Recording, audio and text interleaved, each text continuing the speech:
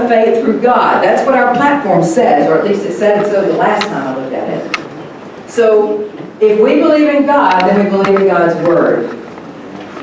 And that is, with God, all things are possible. And you know, there was another time that I know of in our nation's history when it was so bleak that anybody, anywhere around the world, had to look at us and say, oh my gosh, there is no way. This is impossible. The colonists were up against the British. Our colonists were freezing to death, starving to death, fighting a war, many of them in nothing but their underwear. They had no food, no ammunition. They were outmanned, outarmed, fighting against a British military that was well-armed, well-fed, and endless. And yet, they never gave up. Go back and read the last battle before our independence. When the British said, oh, it's easy to find the colonists, just follow the trail of blood in the snow where they're walking barefoot and the ice is ripping the skin off their feet.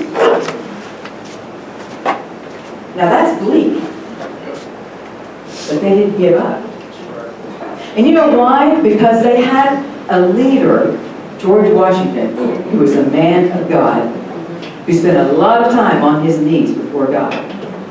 And we need to make sure that we have leaders, that we elect leaders, and we elect people to represent us in government who understand that it's God first, that this is a nation founded on godly principles, and that is the reason that we became a world superpower, and that is the solution to taking us back there.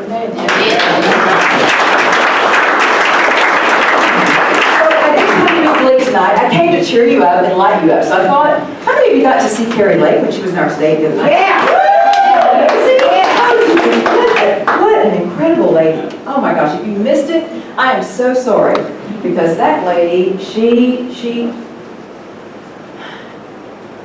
was more than what I expected. Yep. She was as personable and as authentic as a human being can be.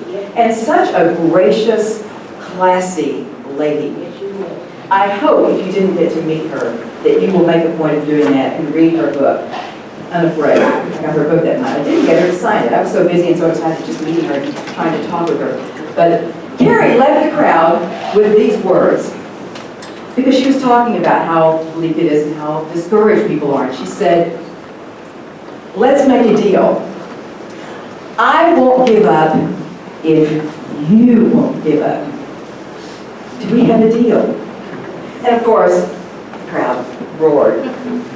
So what I'm going to do tonight is pick up where Kari left off. So is there anybody here that doesn't feel like that we don't have a choice, we can't give up? Does anybody here think that thinks giving up is an option at any point? If you think giving up is an option, you need to meet me in the far corner afterwards. Jesus, maybe. Because we can't give up. What's going to happen if you give up?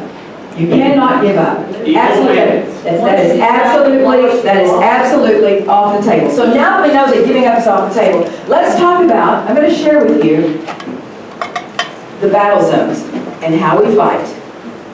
How we fight. And we're in a great position.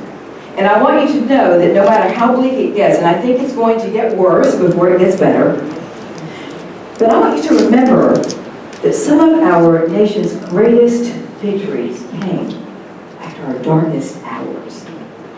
I think it's going to get pretty dark. But don't you dare give up. Don't you do it. All right, let's talk about some of the battlegrounds. First of all,